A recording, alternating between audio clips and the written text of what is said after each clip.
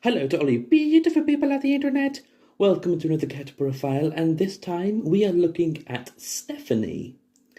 She is female, her hair is black, she is in her late 30s.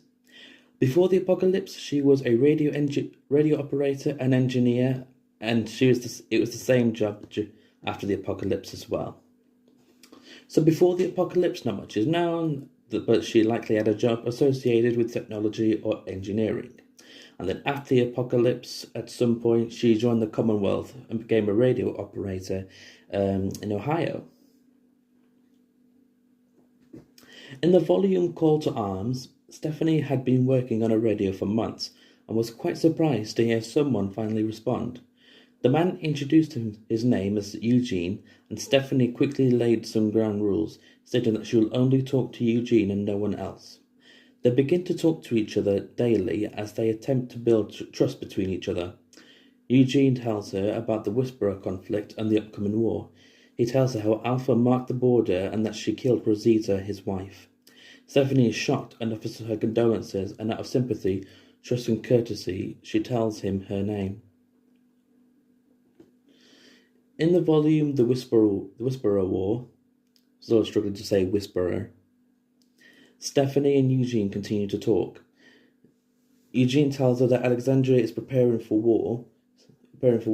Stephanie believes that her community are past the days of violence and have no problems where they live. They both wish for eventual peace in this world. Eugene admits that he trusts her and reveals the location of Alexandria, Washington, D.C.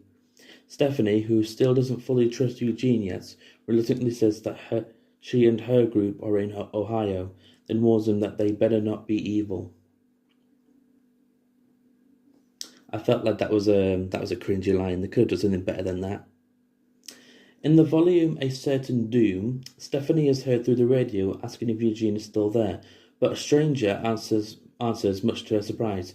She doesn't respond to him after that.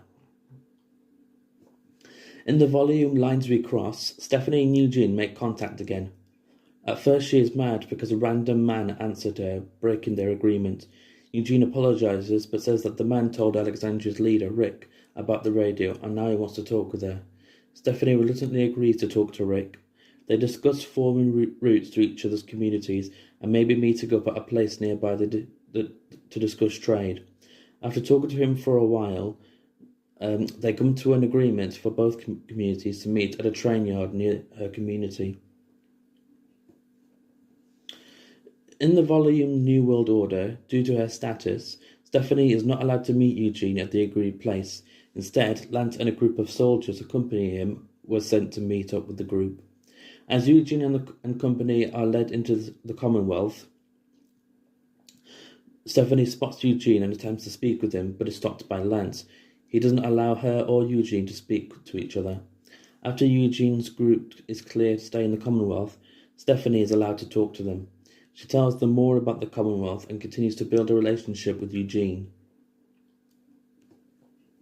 In the volume The Rotten Core, Eugene takes Stephanie to an abandoned railway track, telling her that one day he wants the trains to start working again so they can travel between communities quickly and easily. Stephanie kisses Eugene, starting a romantic relationship between each other. The next morning, Eugene catches Stephanie repinning her wig. He asks why she shares a wig. He asks why she has a wig, saying that he likes her without it. I don't do it for you, Stephanie responds. Someone's insecure. And in the volume Rest in Peace, Stephanie continues to help Eugene work on the train. Eventually, a herd comes their way. Eugene helps her escape, and they make her way back to the Commonwealth to warn Mercer and Rick that the herd is heading their way. So during the 23-year time skip, Stephanie presumably worked on the railroad construction with Eugene, but she died. But we don't know how she died. There's two problems out of that. One, we don't know how she died. And two, there's no indication that she died. There's no grave or anything. I felt like that was a dumb move in there. They could have she could have easily said, oh, she died, we buried her there, we see her grave in the distance. Even if it's in the distance, we can see her grave. and that could confirm, oh, she did die. But she just disappeared out of nowhere, so that really annoyed me a lot. Because that kind of like, I felt like that kind of brought everything down like meh. I hope you know what I mean. So that was Stephanie. Do you think the TV show did her justice, or do you think they should have stuck with the comic route? Let me know in the comment section down below. If you like what you see, please leave a like and subscribe. If you don't like what you see, either leave a dislike or go away. Have a good day and thanks for listening.